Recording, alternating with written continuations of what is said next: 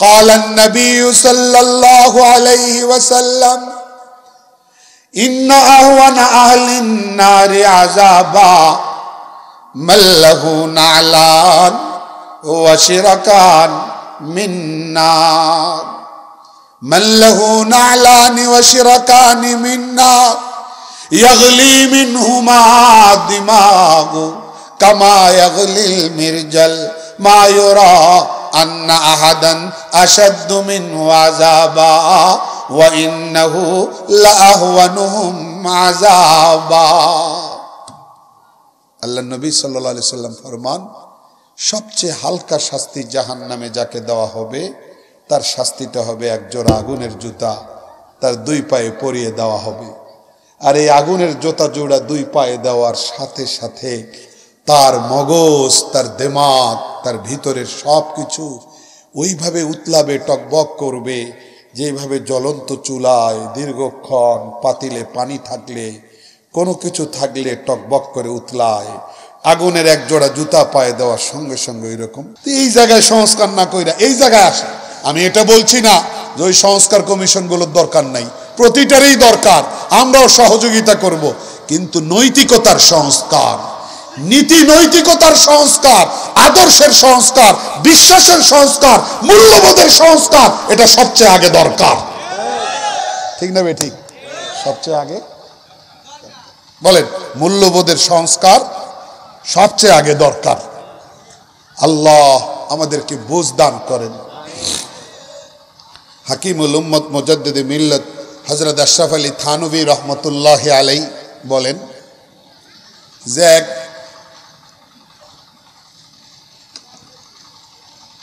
এক চোর চুরি করে জীবিকা নির্বাহ করে, দেখতে শুনতে ভালো, বাট সে চুরি করে চলে। যুবক চোর হইলে কি হবে? নজর পড়ে গেছে রাজকন্যার দিকে। কোথায়? চোর হের মন চায় সে রাজকন্যারে বিয়ে করবে। আপনি আমি হাসবো, হাসার কিছু নাই, মন যারে চায়। মানুষ শুয়ে শুয়ে অনেক বড় জায়গায় কল্পনা করে। যোগদাহের মাঠ ফোরকানিয়া কওমি মাদ্রাসার হাফেজ ছাত্রদের পাগড়ি প্রদান উপলক্ষে আয়োজিত আজকের এই মোবারক ওয়াজ মাহফিলের সম্মানিত শ্রদ্ধেয় সভাপতি হযরত উলামায়ে কেরাম, বুজুর্গানে দ্বীন, মেহমানানে আযম, এলাকার শ্রদ্ধেয় মুরব্বিয়ানে কেরাম, মাদ্রাসার পরিচালনা কমিটির সম্মানিত মেম্বারানে কেরাম, আমার সামনে বসা সর্বস্তরের ধর্মপ্রাণ বেরাদারানি ইসলাম, পর্দার আড়ালের সম্মানিতা মা ও বোনেরা, সর্বপ্রথম মহান পরওয়ারদিগারে আলম, মহামহিম প্রতিপালক আল্লাহ জাল্লা জালালুহু আম্মা নওয়ালুহুর শাহী দরবারে লাখো কোটি শুকরিয়া আদায় করছি, যিনি আমাদেরকে দয়া করে এই বরকতময় মাহফিলে অংশগ্রহণ করার তৌফিক দিয়েছেন।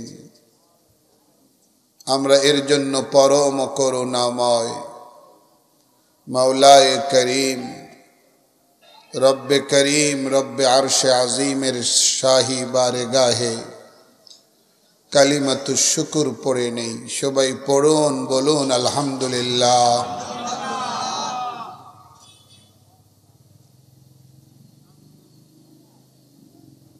আমরা যারা যোগদান করেছি, অংশগ্রহণ করেছি, আল্লাহকে ওয়াস্তে নিয়ত বানাই যে আল্লাহ, আমি তোমাকে খুশি করবার জন্য এখানে এসেছি। আমার আর অন্য কোনো উদ্দেশ্য নেই, তাহলে আমলনামায় এই অংশগ্রহণের সওয়াব নিশ্চিত। নিয়ত পরিবর্তন জরুরি, নিয়তকে পরিশুদ্ধ করা জরুরি, যার উপরে সওয়াব পাওয়া না পাওয়া নির্ভর করে।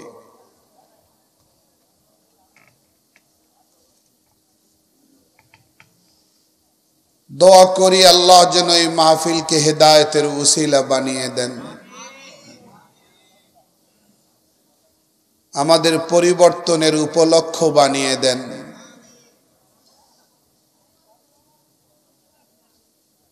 দুনিয়ার ক্ষণস্থায়ী জীবনটা আসল জীবন নয়, আসল জীবন মৃত্যুর পরে যেটা শুরু হবে সেটাই। কথাটা চিরন্তন সত্য, চরম বাস্তব। তো কেন যেন আমাদের পাগলা মন বুঝতে চায় না। সত্যটা শুনি, বলি, কিন্তু এই চরম বাস্তব ও চিরন্তন সত্য কথাটার আলোকে জীবনটা যেমন হওয়া দরকার তেমন করতে পারি না।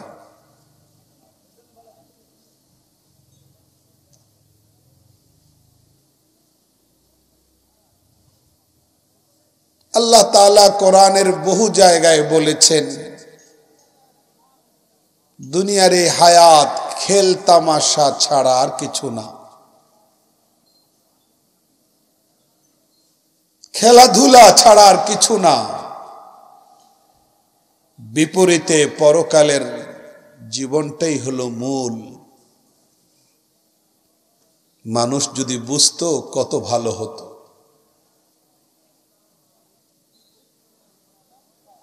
হযরত রাসূল আকরাম সাল্লাল্লাহু আলাইহি ওয়াসাল্লাম পরিষ্কার বলেছেন, লাউ কানাতিদ দুনিয়া ইনদাল্লাহ মিসলা জানাহি বাউদা আও কামা ক্বাল। অর্থাৎ মহান আল্লাহর কাছে যদি এই পৃথিবীর মর্যাদা মশার ডানার সমানও হতো, তাহলে আল্লাহ তাআলা এই পৃথিবীর এক ফোঁটা পানিও কাফেরদেরকে পান করবার সুযোগ দিতেন না, পান করাতেন না। কাফের আর বেঈমানেরা নেতা হবে, রাজা হবে, রাষ্ট্র পরিচালনা করবে, আমাদের উপরে ছড়ি ঘুরাবে, এটা তো অনেক পরের কথা। রাজ সিংহাসন পাওয়া এটার প্রশ্নই আসে না। আল্লাহকে দুনিয়ার যদি সামান্যতম মর্যাদা আমার কাছে থাকতো, তাহলে আমি এখান থেকে এক ফোঁটা পানিও কাফেরদেরকে খাওয়াইতাম। মর্যাদা নাই বলে তো খাওয়াইতেছি।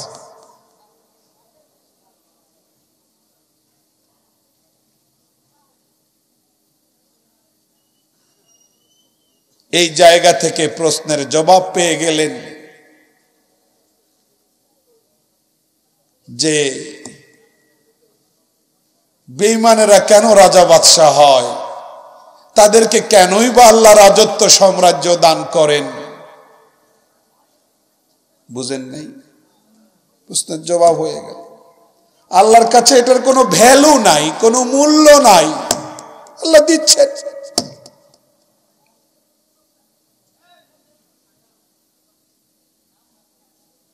হযরত মাওলানা মুফতি শফি সাহেব রহমতুল্লাহ আলাইহি কাশকুল নামক কিতাবে লিখেছেন,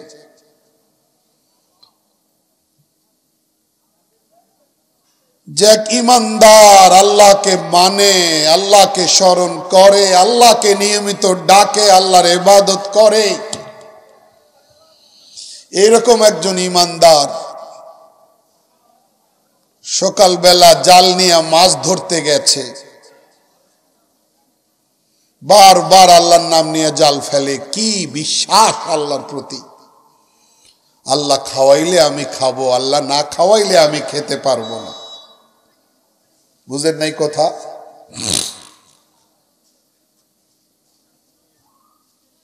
দেখবেন এই মাহফিলের পরে দোয়ার পরে হয়তো মাদ্রাসা কমিটির পক্ষ থেকে কিছুটা তাবারুকের ব্যবস্থা আছে মনে হয়। একজনের এরাদা আছে এই বরকতময় খাবার আমি খাবো, আমি ভালোভাবে নিলাম, আমি পজিটিভলি নিলাম যে একজন শ্রোতার এরাদা যে আমি এই বরকতি খাবারটা একটু খাবো। তিনিও বাসায় বলে আসছেন আমি আজকে বাসায় খাবো না, এখানে খাবো। তো হঠাৎ মুনাজাতের পরে খাওয়াটা শুরু হওয়ার আগে এমন একটা জরুরি ফোন আসলো যে এক্ষুনি আসতে হবে তোমাকে, 5 মিনিট দেরি হলে সমস্যা আছে, রুগী মারা যাবে। এইরকম একটা এমার্জেন্সি কলে তিনি চলে গেলেন বরকতি খাবার রেখে। হতে পারে না? হতে পারে না? তার মানে ধরে নিতে হবে যে বরাদ্দে ছিল না, আল্লাহর পক্ষ থেকে যে বরাদ্দ সেই বরাদ্দে কি ছিল না, এই রিজিক ছিল না। এটাই বিশ্বাস করতে হবে। যারা খাবেন তারা বিশ্বাস করবেন এটা আমার রিজিকে ছিল, যারা খাবে না রিজিকে ছিল না। ওই বেচারা মুমিনের এইরকম বিশ্বাস, আল্লাহ তুমি খেলানেওয়ালা, তুমি পালো, তুমি রিজিক দাও।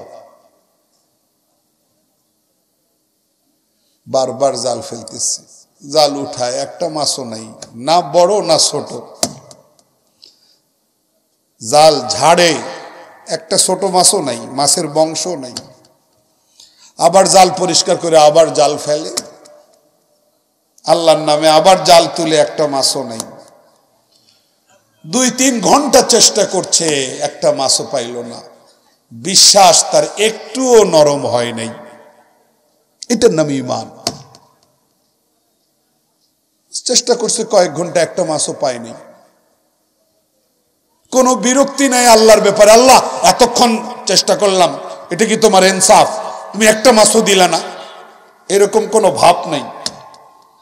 অথচ আমাদের ঈমানে এরকম ভাব প্রায় আসে। ওই বেচারার ছিল না এটা।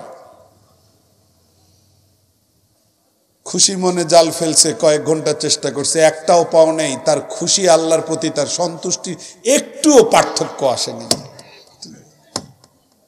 ভাই আমার কথা কি বোঝা আসে? বোঝা যায়? তাহলে দয়া করে রেসপন্স করবেন। কয়েক মিনিটের জন্য একটু জবাব দিলে কি কোনো অসুবিধা হবে?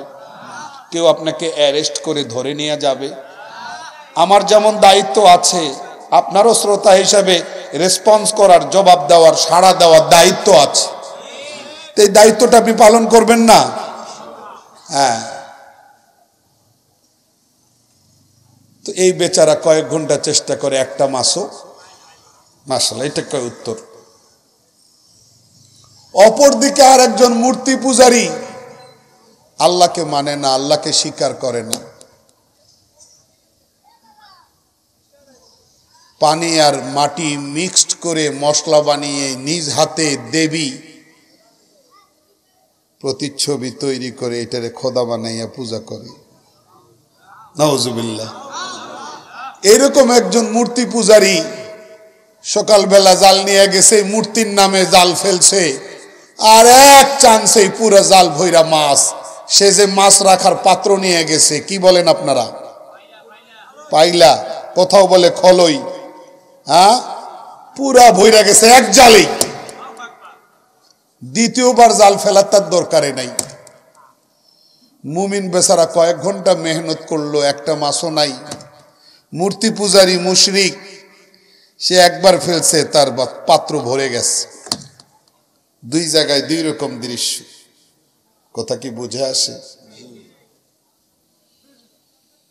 মুমিনের সঙ্গে থাকা ফেরেশতার এই দৃশ্যটা দেখে খুব মায়া জাগ্রত হয়েছে। আল্লাহর কাছে গিয়া প্রশ্ন করছে, আল্লাহ এটা কি করে হয়? তোমার খালিস বান্দা তোমাকে ডাকে, তোমাকে মানে, তারে তুমি এত ঘন্টা পরিশ্রম করাইলে একটাও দিলা না, আর একজন তোমার মানে না, তোমার নাফরমান, তোমারে অস্বীকার করে, দেবীর পূজা করে, তারে তুমি এক চান্সে ভইরা দিলা, আর তারে কয়েক ঘন্টাও একটাও দিলা না। আল্লাহ এটা বুঝে আসে।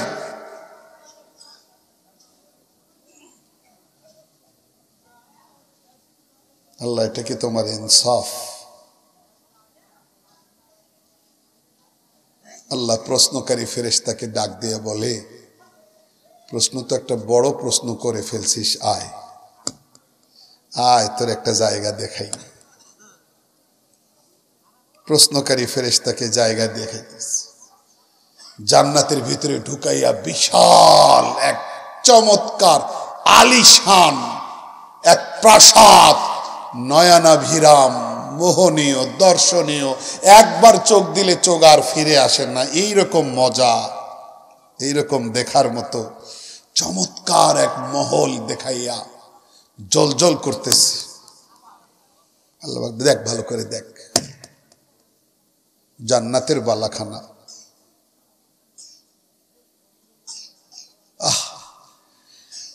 পৃথিবীতে প্রথমবারের জন্য কেউ গ্রাম দেশ থেকে ঢাকায় গিয়া শেরাটন সোনারগাঁ হোটেল দেখে এইরকম করে। অনেক নূতন ঢাকা যাওয়া মানুষ এইরকম করে প্রথমবার যারা আস। কি ভাই, ঠিক না? মানে সেই জীবনে এইরকম সুন্দর দেখে নাই। আবার এই মানুষটা তার আশ্চর্য শেষ হওয়ার পরেও এই মানুষটা সিঙ্গাপুর বা অন্য কোনো উন্নত রাষ্ট্রে গিয়া এর চেয়েও দামি কোনো মার্কেট শপিং মল দেখা সেও আবার এরকম করে। পৃথিবীতে এমন এমন এয়ারপোর্ট আছে, আমরা গেছি, বাংলাদেশ বিমানবন্দর ওইটার কাছে কিছুই না, এত সুন্দর, বুঝেন না? আজকে থেকে 50 বছর আগে বাংলাদেশের শপিং মলে কারেন্টের সিঁড়ি ছিল না, বুঝেন না? এখন লিফট, কারেন্টের সিঁড়ি, পা দিয়ে উঠতে হয় না। লিফট তো আছে অন্য জিনিস, বা সিঁড়ি এক জায়গায় দাঁড়ায় পুরো চলে যায়। কি অবাক কাণ্ড!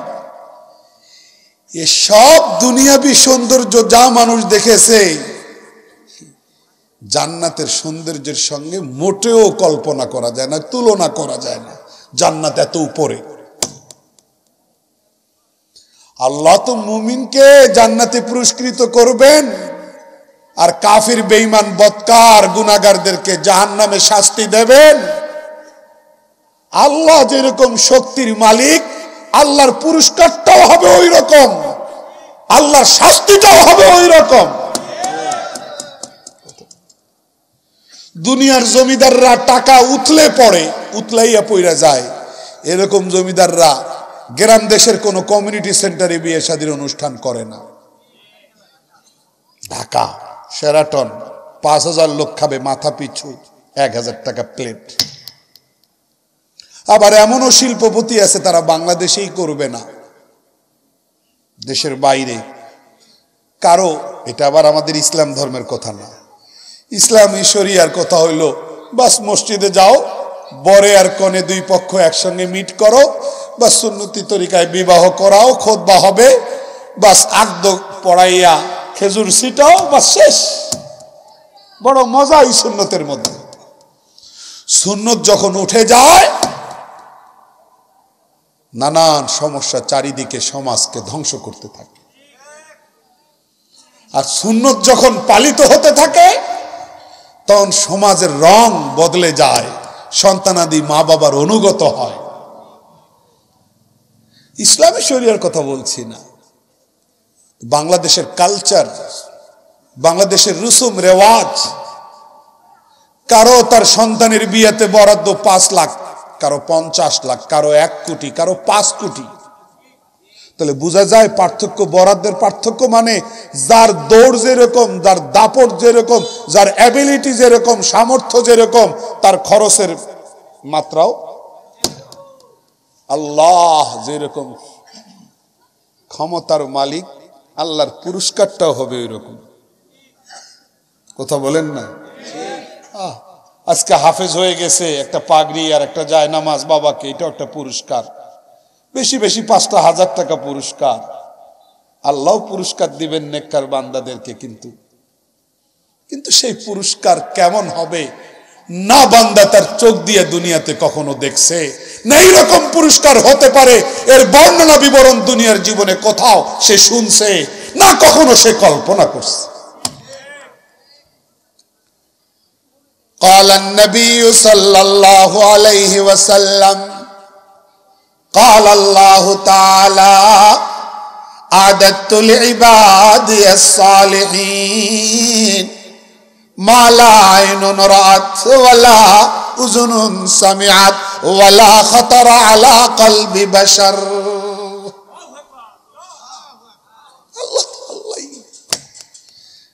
চোখ বলবে না এরকম এরকম মঞ্জর, এরকম নয়নাভিরাম দৃশ্য, চোখ জুড়ানো মন মাতানো দৃশ্য আর তো কোথাও দেখি নাই আমি। কি অবাক!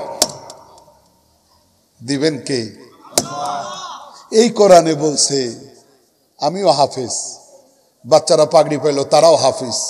এই কোরআনে আল্লাহ বলছেন কোন একটা কথা সত্য মিথ্যা সব সত্য। আল্লাহ বলছেন ইউতাফু আলাইহিম বিসিহাফিম মিন যাহাবিন ওয়া আকওয়াব। মানে স্বর্ণের প্লেট পেয়ালা পাত্রে মেহমানদারি হবে জান্নাত। স্বর্ণের বর্তন আছে। কোন জমিদারের ক্ষমতা 10 কোটি টাকা বরাদ্দ করতে পারো, তোমার সন্তানের বিয়েতে তুমি মাথা পিছু প্রতিজনের জন্য 1000 টাকা বরাদ্দ দিতে পারো, কিন্তু তুমি প্রত্যেককেই তো স্বর্ণের প্লেটে, স্বর্ণের বর্তনে, স্বর্ণের প্লেটে তো খাবার দিতে পারবা না। কি পারবে কেউ? জান্নাতে আল্লাহ মেহমানদারির এই ব্যবস্থাপনা রাখছেন। বুঝেন নাই? বুঝেন নাই? আবার কোরআন বলে ইউতাফ, ঘুরবে খানা, স্বর্ণের প্লেট ঘুরবে। কে খাওয়াবেন? কি ভাই জান্নাত সত্য না? না বিশ্বাস না করলে ঈমান থাকবে? আল্লাহ ওই জান্নাতের ওই বিশাল সুন্দর একটা মহল প্রশ্নকারী ফেরেশতারে দেখাইয়া কয়, দেখতো এটা কেমন? আল্লাহ এটা কি? অসাধারণ, অকল্পনীয়, very excellent, very fine, uncommon, অসাধারণ, অনন্য। আল্লাহ চমৎকার, কাকে দিবে তুমি? আল্লাহ তখন বলবে ওই ওই ওই ওই আমার মাছ শিকারী মুমিন বান্দা কয়েক ঘন্টা শিকার করলো, একটা মাছও পাইল না, সে আমার ব্যাপারে কোনো ক্লেম করলো না। শুরুতে যেরকম খুশি, কয়েক ঘন্টা পরে একটা মাছ না পাইয়াও আমার উপরে সেই রকম খুশি, আমি তার জন্য এটা সাজাইয়া রাখছি। হাদিস। মনটারে বুঝান ও যুবকেরা, মনটারে বুঝাও। আল্লাহ কয় প্রশ্নকারী ফেরেশতা, তোর প্রশ্নের আধা জবাব দিলাম, আরো আধা বাকি। আয় জাহান্নামে, জাহান্নামে আয়। গিয়া জাহান্নামের অগ্নিকুণ্ড একটা দেখাইছেন আল্লাহ, আগুন দাউ দাউ করে জ্বলছে। পড়লে কি রক্ষা আছে? হ্যাঁ, এটা আমি ওই মূর্তি পূজারী মাছ শিকারীর জন্য রেডি করে রাখছি, যে একবার দেবীর নামে জাল ফেলছে আর সাথে সাথে জাল ভৈরা মাছ পাইছে। এই জন্য ভাই মুমিনের বিশ্বাসটা এরকম মজবুত হওয়া চাই। দুনিয়ার শান্তি শান্তি নয়, দুনিয়ার কষ্ট কষ্ট নয়, আসল হিসাব পরকালে। কি বলেন? আসল হিসাব ওই কালে। যদি আমি জান্নাতি হই আর কোনো চিন্তা আছে? আর যদি জাহান্নামে যাই কেউ আমার সাহায্যে এগিয়ে আসবে? অবস্থাটা কতটা ভয়াবহ হবে সেজন্য কোরআনের একখানি আয়াত পড়ছি, ওয়ানাদা আসহাবুন নারি আসহাবাল জান্নাহ আন আফিদু আলাইনা মিনাল মা আও মিম্মা রাযাকাকুমুল্লাহ। জান্নাতি জাহান্নামী, দোজকি আর বেহেশতিরা পরস্পরে দেখা সাক্ষাৎ হবে আর কথা বলবে। জাহান্নামীরা জান্নাতীদেরকে বলবে, আরে তোমাদেরকে আল্লাহ পান করার জন্য যে পানি দিছেন, তোমরা পান করার পরে যতটুকু বেঁচে গেছে তোমাদের বাঁচা কিছু পানি আমাদেরকে দাও, পিপাসায় মরে যাইতেছি। আও মিম্মা রাযাকাকুমুল্লাহ, তোমাদের খাবার দাওয়ার জন্য আল্লাহ তাআলা তোমাদেরকে যা দিতেছেন সেখান থেকে উচ্ছিষ্ট খাবার ঝুটাগুলা আমাদেরকে দিয়ে দাও, আমরা একটু জান বাঁচাই, ক্ষুধায় মরে যাচ্ছি। আবেদনটা কে করবে? উত্তর নাই। আপনারা কৃপণতা করতেছেন। আবেদনটা কে করবে? কাদের কাছে? জান্নাতীদের কাছে। কি চাবে? না না, এই পানি আর খাওয়া এটা তর্জমা করলে হবে না। ঝুটা ঝুটা, তোমাদের ঝুটা পানি, খাওয়া পানি, তোমাদের খাওয়া খাদ্যদ্রব্য একটু দাও। বিশ্বাস হয় না? হয় না? জান বের হয়ে যাবে, পিপাসায় হাহাকার করতে থাকবে। আল মাউ হায়াতুন, ওয়াটার ইজ লাইফ, পানির অপর নাম জীবন, পানি ছাড়া জীবন অচল। পানির জন্য হাহাকার শুরু হলে আর এই হাহাকারের কোনো সীমা পরিসীমা থাকে না, তাই না? এই পানি, একটু পানির জন্য জান্নাতীদের কাছে চিৎকার করবে, একটু একটু পানি দাও। আরে ভাই, আপনার বাড়িতে যদি একজন দুশ্মনও আছে যে আপনারে সহ্য করতে পারে না, তারপরও তো সামাজিক ভদ্রতা দেখাইতে হয়। ভাই আসেন, একটা বিস্কিট দেন, এক কাপ চা দেন, দেন না? দুনিয়াতে এরকম ভদ্রতা মানুষ বহু দেখাই আমরা। দুশ্মনও বাড়িতে আসলে সামাজিকতা দেখাই, একটা বিস্কিট চা, আপ্যায়নের কথা বলি, আপ্যায়ন করে। তো এতটুকু মেহমানদারি জান্নাতীরা করতে পারবে কি না? দুনিয়াতে ঢাকায় যান, ৩-৪ দিন আগের বাসি খাবার যে সমস্ত জায়গায় ট্রাকে করে ময়লা পরিবেশনকারীরা যারা আবর্জনা সাফ করে তারা নিয়ে ফালায় স্তূপে, সেখানেও কিছু কিছু অসহায় নারী পুরুষ দেখা যায়। কি পরিমাণ ক্ষুধা তাদের থাকলে আর পিঠ কতটা দেয়ালে ঠেকে গেলে তারা ওই ময়লার স্তূপে দাঁড়াইয়া পলিথিনের ভিতর থেকে 3 দিন 4 দিন আগের দুর্গন্ধ বাসি হাড় হাড্ডি বের করে মুখে নেয়। এরা কি ঠেকায় খায়? এগুলা আমরা কল্পনা করতে পারি? আমরা ফ্রিজে রাখার পরও যদি ফ্রিজ নষ্ট হয়ে যায়, কোনো জিনিস দুর্গন্ধ এসে যায় কোনো জিনিসে, আমরা নাক ছিটকাই। আমরা স্ত্রীর উপরে ধমক দেই, বাসি খাবার গন্ধ হয়ে গেছে, আমাকে দিলা। আমরা কোনোদিন এরকম খাবার খাবো কল্পনাও করি না, কিন্তু কিছু কিছু মানুষ, বাচ্চা, তারা এই পচা জিনিসগুলো মুখে দিচ্ছে। তাহলে পরিস্থিতি তাদেরকে বাধ্য করেছে। দুনিয়াতে যদি এই দৃশ্য আপনি মানেন, পরিস্থিতি বাধ্য করছে, এটা স্বীকার করেন, জাহান্নামে তার চেয়ে বড় অসহায়ত্ব, অনেক কোটি গুণ বেশি অসহায়ত্ব সামনে আসবে। আর এই অসহায়ত্বের জায়গা থেকে বলবে, নাফিদু আলাইনা মিনাল মা, একটু পানি, একটু পানি। আও মিম্মা রাযাকাকুমুল্লাহ, তোমাদের ঝুটা চাই, আর কিচ্ছু চাই না। জান্নাতীরা জবাব দেবে, ক্বালু ইন্নাল্লাহা হাররামাহুমা আলাল কাফিরিন। জান্নাতীরা বলবে, ও দোজখীরা, দুনিয়াতে এইরকম সামাজিকতা অনেক দেখিয়েছি, এইরকম ভদ্রতা অনেক দেখিয়েছি, কিন্তু আজকে রব্বুল আলামিনের পারমিশন ছাড়া এরকম ভদ্রতা দেখানোর কোনো সুযোগ নাই। আল্লাহ, তোমরা যেই 2টা জিনিস চাইছো, 2টাই আল্লাহ তোমাদের জন্য হারাম করে রেখেছে, দেওয়া যাবে না, দেওয়া।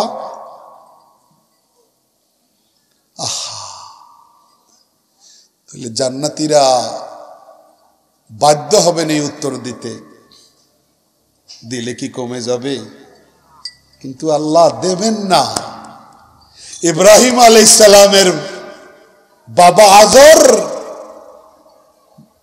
দোজখে যাবেন, কোনো সন্দেহ নাই, কিয়ামতের দিনে উনি আল্লাহর কাছে বলবেন, আল্লাহ তুমি না ওয়াদা দিছো আমাকে বেইজ্জত করবা না কিয়ামতের দিনে, তা আমার বাপটারে জাহান্নামে দিবা, এর চেয়ে বড় বেইজ্জতি আর কি হইতে পারে? আল্লাহ আল্লাহ তুমি বাঁচাও বাপটারে। নবী তার বাবা আজরের জন্য সুপারিশ করবেন, বন্ধু।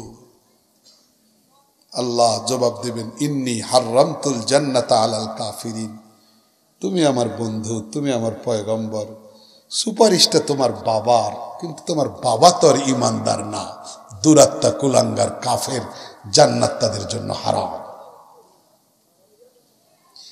কি শুনছি ভাই? ওখানে কোনো সুপারিশ চলবে কারো দুনিয়াতে? কোনো তদবির চলবে? কোনো টাকা পয়সা খরচ করলে কাজ হবে? কোনো পদ্ধতিতে বাঁচতে চাইলে বাঁচা যাবে? তো যদি নাই বলি আর এটা বিশ্বাস করি, তা কেন দুনিয়াতে এত নাচানাচি? কেন দুনিয়াতে এত পাগলের মতো, উন্মাদনার মতো এরকম চলাফেরা? কেন অনিয়ন্ত্রিত জীবন যাপন? কেন এতটা উল্লাস? শরীয়তের তোয়াক্কা করতেছি না, নামাজ রোজার তোয়াক্কা করতেছি না, হালাল হারামের পার্থক্য করতেছি না, জায়েজ না জায়েজ বুঝার চেষ্টা করতেছি না, করণীয় বর্জনীয় সব একাকার করে ফেলেছি। অথচ আমরা মুসলমান, ইসলাম ধর্ম কোনটারে বৈধতা দেয়, কোনটারে বৈধতা দেয় না, কোনো পার্থক্য নাই। তাহলে জাহান্নামের আগুন ছাড়ার কোনো উপায় আছে? কোনো উপায় আছে? ওই আগুন সহ্য করার কোনো ক্ষমতা, ক্যাপাসিটি, ক্যাপাবিলিটি আমাদের আছে? নাই তো।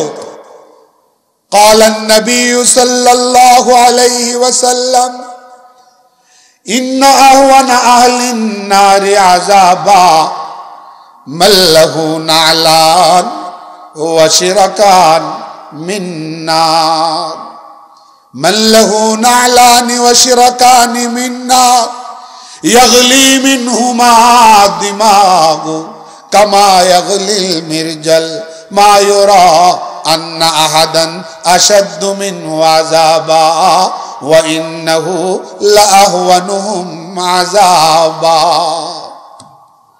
আল্লাহ নবী সাল্লাল্লাহু আলাইহি সাল্লাম ফরমান, সবচেয়ে হালকা শাস্তি জাহান্নামে যাকে দেওয়া হবে, তার শাস্তিটা হবে একজোড়া আগুনের জুতা তার দুই পায়ে পরিয়ে দেওয়া হবে।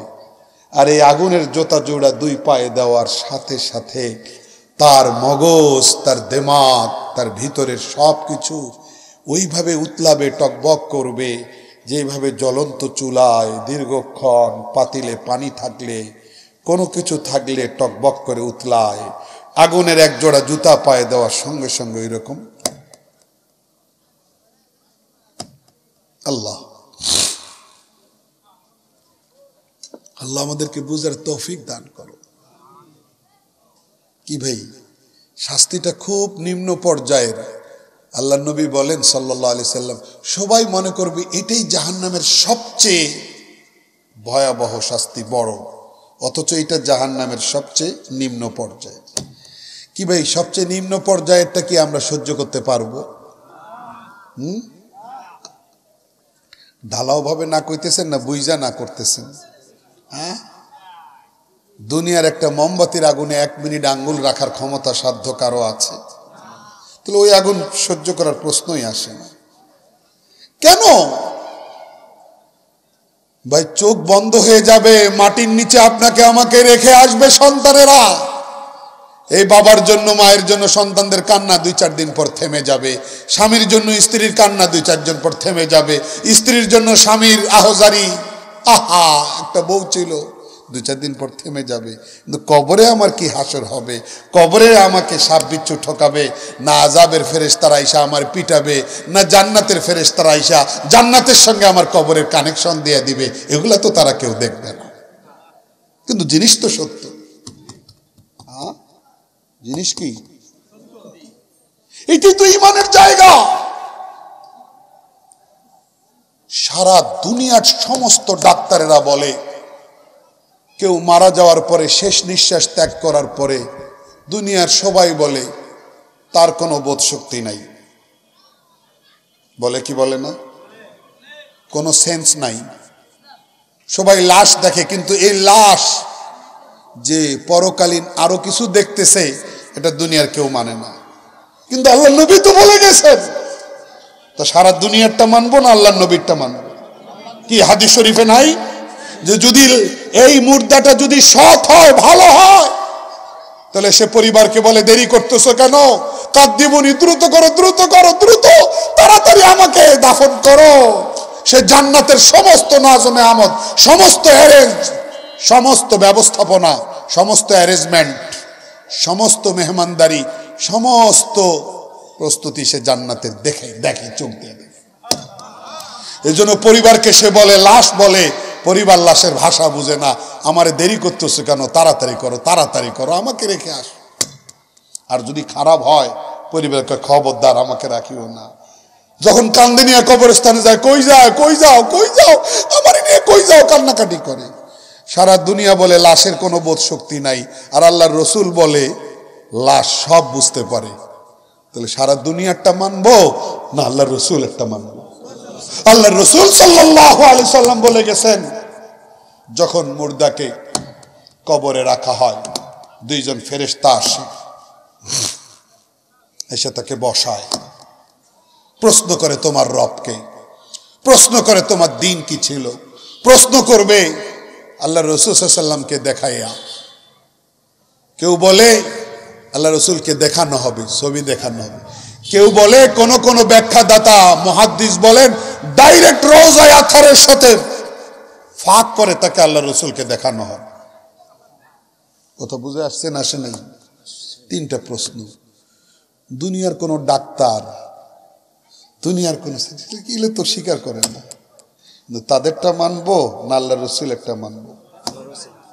তো এইটা তো এটা মানা যদি হয় তাহলে প্রস্তুতি কই? মানা যদি হয় প্রস্তুতি কই? আরো 20 বছর বাঁচবে নিশ্চয়তা আছে? কে এক লাহজা सूरत न बंदद अमा, के एक लहजा सूरत न बंदद अमा, चुपाईमान पुरुषद बदौरे जमा। রাত্র দিনের আবর্তন বিবর্তনে, চন্দ্র সূর্যের আগমন নির্গমনের মধ্য দিয়ে যখন আপনার আমার হায়াতের পেয়ালাটা ভরে যাবে, তখন আর 1 মিনিটও সুযোগ দেয়া হবে না, 1 সেকেন্ডও না। ওয়ালা ইউআখিরুল্লাহু নাফসান ইজা জাআ আজালুহা, যখন মওতের ওয়ারেন্ট ইস্যু হবে তখন 1 মিনিটও আল্লাহ পাক চান্স দেবেন না, 1 মিনিটও না। সাদ্দাত ক্ষমতার দাপট দিয়া অনেক বড় বালাখানা তৈরি করেছিল, নির্মাণ কমপ্লিট, ওপেনিং অনুষ্ঠান সাজাইছি, নতুন সাজে সাইজা প্রেসিডেন্ট সাদ্দাত তার নবনির্মিত বালাখানা ওপেন করবেন উদ্বোধনী অনুষ্ঠানে। 2 পাশে লাইন ধরে নায়িকা গায়িকারা নাচ ড্যান্স সব আয়োজন, ঢোল তবলা মিউজিক। 2 সাড়ে নাই যাচ্ছে, ওই মুহূর্তে মালাকুল মউত মানুষের সুরত ধরে আইসা ফকিরের মতো, একটু আপনার সাথে একটু কথা আছে, জরুরি কথা। তো সেইটা গেছে, আমার সিকিউরিটি কই, আমার এত নিরাপত্তা বাহিনী তারা কই, হে আমার কাছে আইলো কেমনি? হে কয় এত সেটা লাভ নাই, খবর তাড়াতাড়ি নেন। সাদ্দাত মনে করছে একটু কি কইতে চাই কইয়া আমার আসল কাজে আমি মনোযোগ দেই, ক তো মাথা ঝুঁকাই দিছে। ওই লোক কয়, আমি মালাকুল মউত জান কবজকারী ফেরেশতা, আপনার ব্যাপারে অর্ডার হয়েছে। তখন সাদ্দাত কাঁপতেছিল, এক্ষুনি? হ্যাঁ এক্ষুনি, একটু যাও না, একটু দেখে আসি ভিতরটা কেমন করে বানাইছে। না, অতটুকুরও সুযোগ নাই। কে এক লাহজা सूरत न बंदद अमा, के एक लहजा सूरत न बंदद अमा, चुपाईमान पुरुषद बदौरे जमा। সময় হইলে 1 মিনিটও না, 1 মিনিটও না। কি ভাই, ওই জীবনটার জন্য আমরা কি সাজবো না নাচবো? সব কথা বলেন। আল্লাহ আমাকেও তৌফিক দান করেন, আপনাকেও তৌফিক দান করেন। শুধু যাদের বয়স বেশি তারা একটু আমিন আমিন কইব, আর যারা যুবতী মাইকের আওয়াজ শুনতেছেন তারা 20 বছর পরে আমিন আমিন কম। সবাই বলেন আমিন। কি ভাই, কবরের জিন্দেগি, পরকালের জিন্দেগি, ওই অনন্তকালকে সামনে রেখে আমরা প্রস্তুতি নেব না পাগলের মতো ছুটব? আজকে সরকার নতুন ভাবে দেশ স্বাধীন হওয়ার পর 10টা কমিশন করে, বুঝেন নাই? সংস্কার, সংবিধান সংস্কার কমিশন, নির্বাচন কমিশন গঠন কমিশন, বুঝেন নাই? তারপরে শিক্ষা সংস্কার কমিশন, নারী জাতির আইন সংস্কার কমিশন, শ্রমিকদের অধিকার সংস্কার কমিশন, প্রশাসন সংস্কার কমিশন। তার মানে আগে সব ধ্বংস হয়ে গেছে, এই জন্য না সংস্কারের কথা দেখা দিচ্ছে, তাই না? আমি ভুল করতেছি? সব যদি নষ্ট না হয় তারপর সংস্কার কেন? সংস্কার কিন্তু একটা জায়গায় সংস্কার হইলে এত কমিশনও লাগবে না, র্যাবও লাগবে না, পুলিশও লাগবে না, মিলিটারি লাগবে না, বাহিনী ছাড়া, 3 বাহিনী ছাড়াই রাষ্ট্র সুন্দর হয়ে যাবে। সেটা হলো মৃত্যুর ভয়, পরকালীন চিন্তা, ঈমান। এই জায়গাটা যদি সংস্কার করে তাহলে সব ঠিক হয়ে যাবে, সমাজ, রাষ্ট্র, বাজার ঘাট সব ঠিক হয়ে যাবে, চুরি ঘুষ সব বন্ধ হয়ে যাবে। আসল জায়গায় সংস্কার নাই, এত সংস্কার, এই জায়গায় সংস্কার, কাউন্সিলিং লাগবে। আল্লাহ আমাদেরকে বুঝার তৌফিক দান করেন। এই জন্য আমি মনে করি যদি লৌকিকতা মুক্ত ইখলাসের সাথে মাহফিলগুলো হয়, তো এই মাহফিলগুলা দিয়া মানুষের দিন ধর্মের সংস্কার যেরকম হয়, মানুষের মেন্টালিটি পরিবর্তনের কাজটা যেভাবে হয়, এই 10টা কমিশন দিয়েও এতটা হয় না। কোথাও বুঝেন না? যদি সবাইকে বুঝাইয়া সমঝাইয়া মসজিদমুখী করা যায়, আর যদি নামাজের মজা তার লেগে যায়, তাহলে দুনিয়ার মজা তার কলব থেকে চলে যাবে, সে সোজা হয়ে গেল, তার মানে পুরা আপাদমস্তক সে ইমানদার হয়ে গেল। সে কোনোদিন কাউকে কষ্ট দিবে? হ্যাঁ, এই জায়গায় সংস্কার না কইরা এই জায়গায় আসে।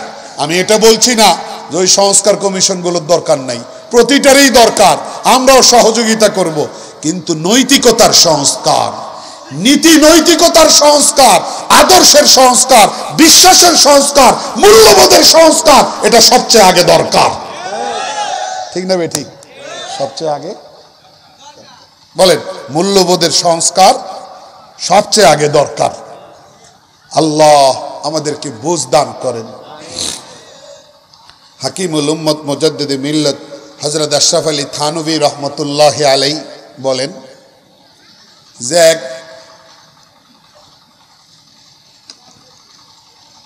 এক চোর চুরি কইরা জীবিকা নির্বাহ করে, দেখতে শুনতে ভালো, বাট সে চুরি কইরা চলে। যুবক চোর হইলে কি হবে? নজর পড়ে গেছে রাজকন্যার দিকে। কোথায়? চোর হের মন চায় সে রাজকন্যারে বিয়ে করবে। আপনি আমি হাসবো, হাসার কিছু নাই, মন যারে চায়। মানুষ শুয়ে শুয়ে অনেক বড় জায়গায় কল্পনা করে, কল্পনা করতে তো আর বিল দেওয়া লাগে না। কথা বলেন না কেন? এরকম কল্পনা করতে তো এমবি কেনা লাগে না, মিনিট কিনা লাগে না। সে চোর, ঠিক আছে, তার মন চায় হায় রে রাজকন্যারে যদি পাইতাম। চুরি করে আবার দিনে রাইতে শুধু ওই কল্পনা, রাজকন্যার প্রেম। একদিন কোন রকম প্রাচীর ঘেরা রাজার ভবন, ওয়াল টপকাইয়া, প্রাচীর টপকাইয়া ভিতরে ঢুকে গেছে।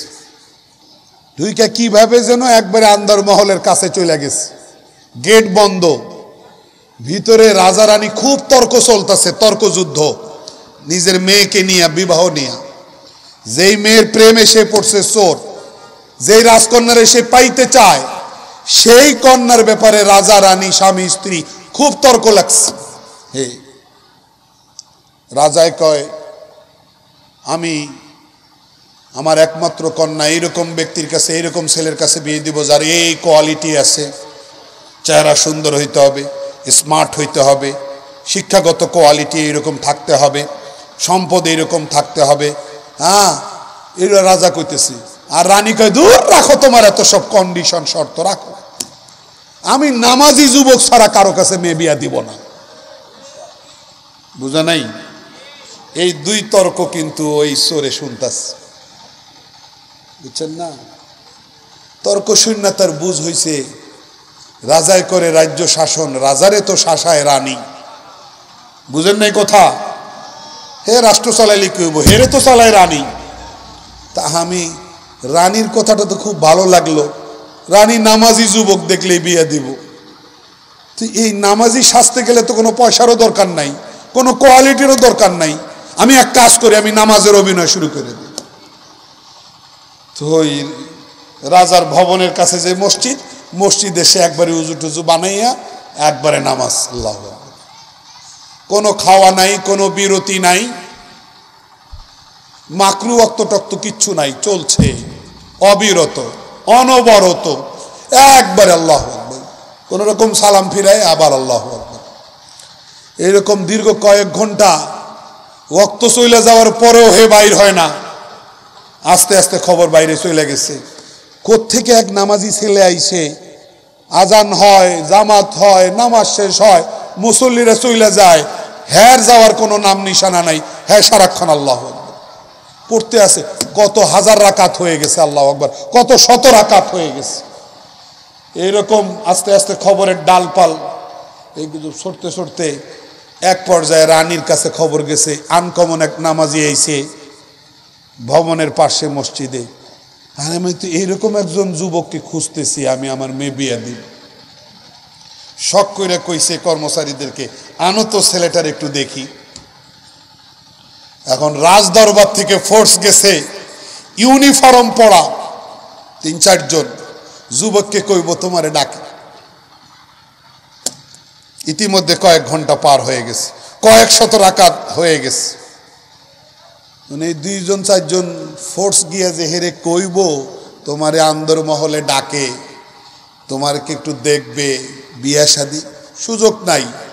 তারা রেডি হয়ে থাকে, সালাম ফিরাইবার পরে বলবে, কিন্তু সালাম ফিরাইয়াই সে দাঁড়াই আল্লাহু আকবার, সুযোগ নাই বলার।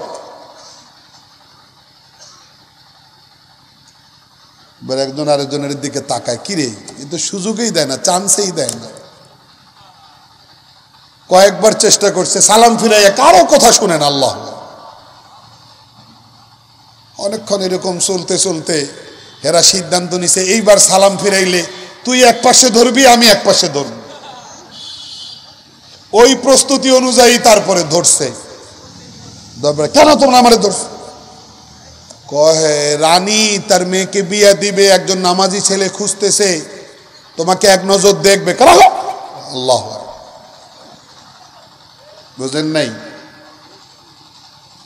পরে অনেক পরে সে বাধ্য হয়েছে মুখ খুলতে, তোমরা আমারে ডিস্টার্ব করিও না। শুরুটা করছিলাম এরকম একটা প্রস্তাব পাওয়ার নেশায়, কিন্তু কি এক অভূতপূর্ব পরিবর্তন আর বিপ্লব আমার অন্তরে বয়ে গেল। এখন আমার ওইটা নাই। শুরু যেই ভাব নিয়ে করছে ওই ভাবটা নাই। শুরুটা ছিল আমার নামাজের খবর, রাজমহলে ভিতরে যাবে আর আমার ডাক আসবে, বিয়ে হবে। কিন্তু এখন শত শত রাকাত হয়ে যাওয়ার পরে এখন ভিতরটা আর একরকম। এখন মনে হয় 1000 রাজকন্যা এক পাল্লায়, এক রাকাত নামাজের মজা আর এক পাল্লায়, এই পাল্লার ভারী ওজন বেশি। বুঝছেন কথাটা? न मस्जिद में न मंदिर में न बैतुल्लाह की दीवारों के साए में नमाज इश्क अदा होती है तलवारों के साए में। প্রেমের নামাজ সাহাবা একরাম তরবারির সামনে যুদ্ধের ময়দানে আদায় করছেন ইখলাসের সাথে, খুশু খুজুর সাথে। সাহাবা একরাম নামাজ পড়ছেন নবী আলাইহিস সালামের সোহবত পাইয়া, সেটা ওই রকম শানদার নামাজ ছিল। আজকে ওই নামাজ হারাই গেছে। নামাজের মতো নামাজ যদি হয় তাহলে এই নামাজ তার জীবনে পরিবর্তন আনবেই। সোর্স রাজকন্যার প্রেমে নামাজ শুরু করছিল, কিন্তু নামাজের প্রভাবে এতটাই সে প্রভাবিত হয়ে গেছে এখন এখন আর ওই ধরনের কোনো বাজে চিন্তা তার নাই। তখন আল্লাহ তার সামনে আইসা গেছে। রাষ্ট্র যখন যদি কেউ রাষ্ট্র ক্ষমতা পায়, সূরা হজের 41 নম্বর আয়াতে আল্লাহ বলেন, আল্লাযীনা ইম্মাক্কান্নাহুম ফিল আরদি আকামুস সালাতা ওয়া আতাবুজ যাকাতা ওয়া আমারু বিল মারুফ ওয়া নাহাউ আনিল মুনকার। হযরত দাহাক আলাইহির রাহমা বলেন যে যদিও খোলাফায়ে রাশিদিন এই আয়াতের মেজদাক প্রতিচ্ছবি, এটা সত্য, কিন্তু রাষ্ট্র ক্ষমতা পাইলে রাষ্ট্রীয়ভাবে কি কি কাজ করতে হবে তার দিক ও নির্দেশনা সূরা হজের 41 নম্বরে আছে।